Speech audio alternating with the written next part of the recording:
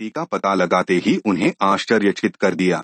लुचिन की मानसिक शक्ति स्नोई की तुलना में 113.5 थोड़ी कम मापी गई थी। हालांकि उनकी मानसिक शुद्धता आश्चर्यजनक रूप से 20.3 थी, जो स्नोई की तुलना में 5 गुना अधिक थी। पवित्रता के प्रत्येक बिंदु को तुलनात्मक रूप से महान दृढ़ संकल्प के माध्यम से हासिल किया गया था। एक तौलिए को बार बार तब तक मोड़ना जब तक वह एक सिक्के के आकार का न हो जाए। लक्जिन की तीव्र प्रगति के बारे में उत्सुक स्नोई ने अपने गुरु के बारे में पूछताछ की। लियू शिन ने स्वीकार किया कि वास्तव में उनके पास एक शिक्षक था जिसने उन्हें एक अनोखी मानसिक तकनीक प्रदान की थी। जब उनसे पूछा गया कि उन्हें कितने समय हो गए हैं अपनी प्रतिभा को जगाने वाले लुचिन ने खुलासा किया कि इस रहस्योद्घाटन ने स्नोई और कीन दोनों को अवाक कर दिया। उनकी बातचीत के माध्यम से लियू शिन को मानसिक मास्टर्स के लिए एक एसोसिएशन के अस्तित्व के बारे में पता चला। यह स्पष्ट हो गया कि जागृत मानसिक प्रतिभा एक दुर्लभ घटना थी, केवल एक छोटी सी घटना के साथ। कुछ प्रतिशत व्यक्ति प्रतिभा को जागृत कर सकते हैं और इन लोगों में से केवल 1% ही मानसिक प्रतिभा को जागृत कर सकते हैं, जिससे यह एक असाधारण दुर्लभ घटना बन गई है। बर्फीली ने लुचिन की क्षमता को समझते हुए एक उदार पेशकश की। उसने अपनी शर्ट नीचे की और बोइंग बोइंग की एक जोड़ी दिखाई और एक हार प्रकट किया।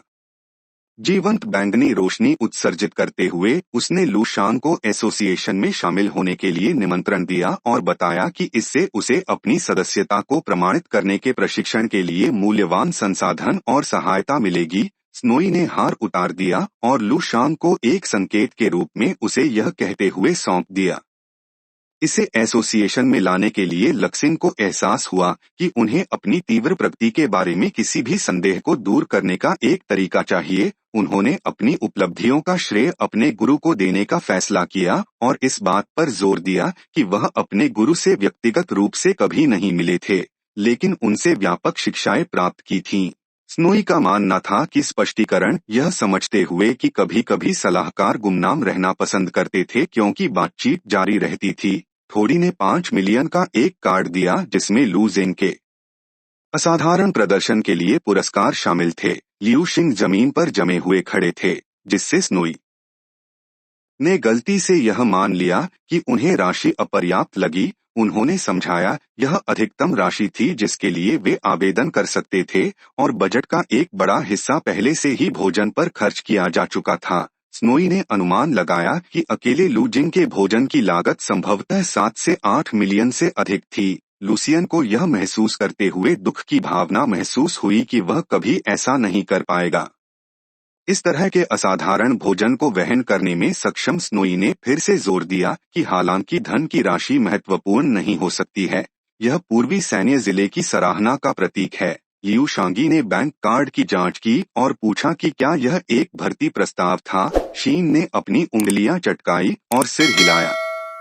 पुष्टि में स्नोई ने तब खुलासा किया कि किसी को उपहार दिया गया है क्योंकि लियू शांग युद्ध के मैदान के लिए नियत था। उसने बताया कि मार्शल कलाकारों को विशेषाधिकार दिए गए थे, लेकिन उनके साथ लागत भी जुड़ी हुई थी। यह जानते हुए कि लू जिंग का रास्ता अंततः युद्ध के मैदान तक ले जाएगा, वे चाहते थे कि वह इसमें शामिल होने पर विचार करें। पूर्वी सैन्य जिले के प्रथम शीन ने चंचलतापूर्वक लूसियन के कंधे को गले लगाया और पूर्वी सैन्य जिले के एक लाभ का उल्लेख करते हुए मुस्कुराया। वे लंबे पैरों, सुंदर चेहरे और विशाल बोइंग बोइंग के साथ सबसे खूबसूरत महिला सैनिकों के लिए जाने जाते थे। इससे पहले कि वह अपना वाक्य पूरा कर पाता, स्नोई को एक संदर्भ के रूप में ले लिया। जीन को संभवतः बर्फीली स्विफ्ट प्रतिक्रिया के कारण उड़ान भरते हुए भेजा गया था। थोड़ा बर्फीला शर्माते हुए कहा कि वे चाहते थे कि लू शांग शिविर का प्रतिनिधित्व करें और पूर्वी प्रांतीय सैन्य स्टार चयन में भाग लें। प्रतिभा शिविर का उद्देश्य असाधारण क्षमता वाले व्यक्तियों की पहचान करना था। बर्फीली ने लू शांग से पूछा कि क्या उन्होंने एक सैन्य सितारा बनने के महत्व को समझा और सिर हिलाते हुए स्वीकार किया कि एक सैन्य सितारा वह व्यक्ति होता है जिसके भविष्य में सैन्य जनरल और एक प्रसिद्ध स्तर 7 मार्शल कलाकार बनने की संभावना होती है। उन्होंने समझा कि पूर्वी प्रांतों से केवल एक ही व्यक्ति ऐसा बन पाएगा। प्रत्येक वर्ष बिना किसी हिचकिचाहट के चुने गए लुचिंग ने पूर्वी प्रांतीय मिलिट्री स्टार चयन में भाग लेने के लिए सहमति व्यक्त की। वास्तव में एक ऐसे युग में रह रहे हैं जहां पूरी मानव जाति का भाग्य अधर में लटका हुआ है। इसके लिए असाधारण साहस और दृढ़ संकल्प की आवश्यकता होती है। इतिहास के पाठ्यक्रम को अकेले बदलने के कार्य की आवश्यकता होती है। अत्यंत कठिन प्रयास और अपनी महत्वाकांक्षा और जिम्मेदारी की भावना से प्रेरित एक महान ज्वाला की लपटों को प्रज्वलित करते हुए इस मार्गीय भूमिका को निभाने के लिए तैयार है। थोड़ी ने एक सूक्ष्म संकेत दिया कि पूर्वी सैन्य जिले के पास सभी प्रतिष्ठित पुरस्कारों की कुंजी है, जो अधिक से अधिक सुरक्षित होने के अवसर को महसूस कर रहा है। मान्यता लुचिंग को एहसास हुआ कि उन्हें अपनी अप्रयुक्त क्षमता का और भी अधिक प्रदर्शन करने की जरूरत है, क्योंकि चुनाव होने में अभी कई महीने बाकी हैं। लुचिंग ने पूछा कि क्या वह इस बीच शिविर में रह सकते हैं। उन्हें पुष्टि मिल गई और वह तेजी से कमरे से बाहर निकल गए और चिंग को पूरी तरह से पता चल गया कि लुचिंग की हंसी चल रही है। पीछे रहने का छिपा हुआ उद्देश्य केवल भोजन के कारण था। जब लियू शिंग अपने प्रस्थान थोड़ी पर चढ़े और स्नोई ने उन्हें प्रशंसा और राहत के मिश्रण के साथ देखा, वे हमेशा अपने अपने समय के चमकते सितारे रहे थे, लेकिन इस बार एक अजीब सी अनुभूति उन पर हावी हो गई, किसी और की असाधारण प्रतिभा के प्रति ईर्ष्या की दुर्लभ भावना। वे दोनों मानते हैं कि लियू शिंग महानता के लिए किस्मत में थे। वह कभी भी सामान्य नहीं होंगे और इस युग के तानेबाने को नया आकार देने के लिए तैयार थे। लू शिंग ने मार्शल आर्टिस्ट एसोसिएशन में अपना रास्ता बनाया। व्हाइट वाटर सिटी में हलचल से भरे उसके इरादे स्पष्ट थे कि वह अपने महत्वपूर्ण दस्तावेज जमा करेगा और छठी मंजिल पर चेयरमैन जियो से मिलेगा। जैसे ही वह कार्यालय के पास पहुंचा, चेयरमैन झाओ की जोशीली आवाज की दूर तक गूंज उसके कानों तक पहुंची। शोर को रोकने के लिए संघर्ष कर रहे सचिव ने लू शांग का स्वागत किया और उनका मार्गदर्शन किया। कमरे के अंदर एक तेज सूट पहने एक व्यक्ति खड़ा हुआ और सौहार्दपूर्ण अभिवादन करते हुए आगे बढ़ा। उस व्यक्ति की नजर लक्सेंग पर टिकी हुई थी। फिर उसने चेयरमैन चाओ की ओर हल्के से देखा और एक मुस्कुराहट के साथ चिढ़ाते हुए कहा, चेयरमैन, ज्यादा परेशान मत होइए। हर किसी के पास प्रतिभा नहीं होती है। मेरी पोती के बारे में जल्द ही यह स्पष्ट हो गया कि वह कोई और नहीं बल्कि लिंग के दादा थे, जो गर्व से उसकी तस्वीर को अपने फोन के वॉलपेपर के रूप में प्रदर्शित कर रहे थे। उनकी आंखें जिज्ञासा और गुस्से से भरी थीं। उन्होंने शांत तरीके से शिविर के पूरा होने से पहले लियू शिंग की वापसी के लिए स्पष्टीकरण की मांग की। लुसियन ने शांति से कहा, जवाब दिया कि वह प्रशिक्षक स्नोई द्वारा मांगे गए दस्तावेजों को देने के लिए आया था। सूट पहने व्यक्ति को यह सोचकर संदेह हुआ कि व्हाइट वाटर सिटी जैसे अपेक्षाकृत छोटे शहर में किस तरह के दस्तावेजों पर चेयरमैन का ध्यान आकर्षित होगा। जियो ने दस्तावेज को जबरदस्ती फाड़ते हुए जब्त कर लिया।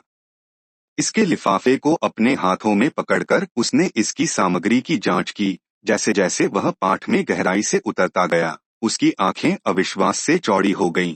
जैसे जैसे उसने पढ़ना जारी रखा, अध्यक्ष झाओ की अभिव्यक्ति सदमे से आश्चर्य और प्रसन्नता के मिश्रण में बदल गई। अत्यधिक सावधानी के साथ उसने दस्तावेज को वापस रख दिया।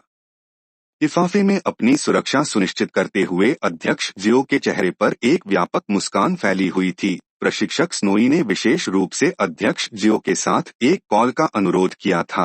चिंतित थे कि वह दस्तावेजों की प्रामाणिकता पर सवाल उठा सकते हैं। अध्यक्ष जियो ने एक आत्मसंतुष्ट अभिव्यक्ति के साथ आत्मविश्वास से सभी प्रस्तुतकर्ताओं को आश्वासन दिया कि वह निर्विवाद रूप से विश्वास करते हैं उनकी वैधता। हालांकि चूंकि प्रशिक्षक स्नोई ने अनुरोध किया था, इसलिए उन्हें कॉल को अस्वीकार करने का कोई कारण नहीं मिला। कुछ ही क्षणों में उन्होंने एक वीडियो चैट कनेक्शन स्थापित किया और स्नोई का चेहरा स्क्रीन पर दिखाई दिया। सूट में आदमी को अपनी आंखों पर विश्वास नहीं हुआ कि यह वास्तव में कुछ ही समय बाद वह थी।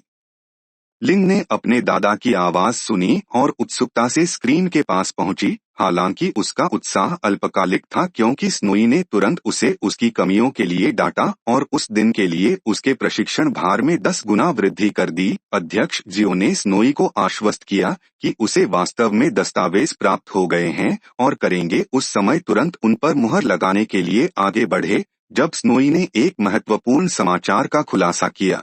लू शांग आगामी पूर्वी जिला मिलिट्री स्टार चयन में पूरे प्रांत का प्रतिनिधित्व करेंगे। उनके असाधारण प्रदर्शन को देखते हुए, जिसने शिविर में सभी को पीछे छोड़ दिया था, अब उन्हें इसमें भाग लेने की आवश्यकता नहीं थी। सूट वाला आदमी अपनी सीट पर जमकर बैठा था। जैसे ही उसे उस राक्षस की याद आई जिसका उल्लेख लिन ने पहले किया था, उसे अचानक पता चला कि लू शांग वास्तव में वही राक्षस था। लिन ने उसे लेन की बर्फीली डांट के बारे में चेतावनी दी थी, जो लगातार जोर देता रहा। चुनौतियों पर काबू पाने का महत्व और लियू शांग से आगे निकलने की आवश्यकता। भावना से अभिभूत होकर लिन यह स्वीकार करते हुए रोने लगी कि वह उसे हराना नहीं चाहती थी। उसका मानना था कि वह उसकी ताकत की बराबरी नहीं कर सकती, लेकिन वह हमेशा उससे दूर भागने में सांत्वना पा सकती थी। कॉल्ड्रू ने एक करीबी स्नोई को सूचित किया कि उसने एक मानसिक हथियार तैयार करने के लिए आवश्यक सामग्री एकत्र कर ली है, क्योंकि उसने अनुरोध किया था कि उसने उसे जल्द ही कीमत और आइटम सूची भेजने का वादा किया और उसे तेजी से मानसिक मूल्यांकन से गुजरने का आग्रह किया जिससे वह खरीदारी कर सके। इन शब्दों के साथ ही कॉल समाप्त हो गई। चेयरमैन जियाओ अविश्वास के साथ लुचिंग के कंधों को पकड़ते हुए अपनी सीट से उठ खड़े हुए। मानसिक मूल्यांकन के उल्लेख ने उन्हें यह जानकर बहुत गर्व से भर दिया कि लक्सिंग के पास ऐसी असाधारण प्रतिभाएं हैं। इस बीच उपयुक्त व्यक्ति घटनाओं के मोड़ से तेजी से शर्मिंदा हो गया। वह व्यक्तिगत रूप से लुचिंग के साथ इमारत से बाहर आएगा और उसे घर तक ले जाने की पेशकश करेगा। उसने लियू शिंग को अपने घर आने का निमंत्रण भी दिया, जिसमें उसने उसके लिए खाना बनाने की इच्छा व्यक्त की। लुचिंग ने मुस्कुराते हुए कहा कि वह लुचिंग के रूप में घर के रास्ते में एक टैक्सी में लिखेगा। उसने विचार किया, यह धारणा कि केवल मजबूत लोगों का ही वास्तव में सम्मान किया जाता है। चेयरमैन झाओ के लियू शांग के प्रति सम्मान के स्पष्ट प्रदर्शन से उत्सुक टैक्सी ड्राइवर मदद नहीं कर सका, लेकिन इसके बारे में पूछताछ की। लुचिंग ने विनम्रतापूर्वक मुस्कुराया और उत्तर दिया कि चेयरमैन जियो हर किसी का सम्मान करते हैं। हालांकि उनकी बातचीत अचानक बाधित हो गई जब एक red mountain martial art school का विशाल साइन बोर्ड अप्रत्याशित रूप से सड़क के बीच में गिर गया। यह मार्शल आर्ट स्कूल लुचिंग के लिए एक परिचित जगह थी जहां वह अक्सर अपनी युद्ध शक्ति का परीक्षण करते थे। साइन बोर्ड की अचानक उपस्थिति ने जिज्ञासा जगाई और लूसियन टैक्सी से बाहर निकल गए।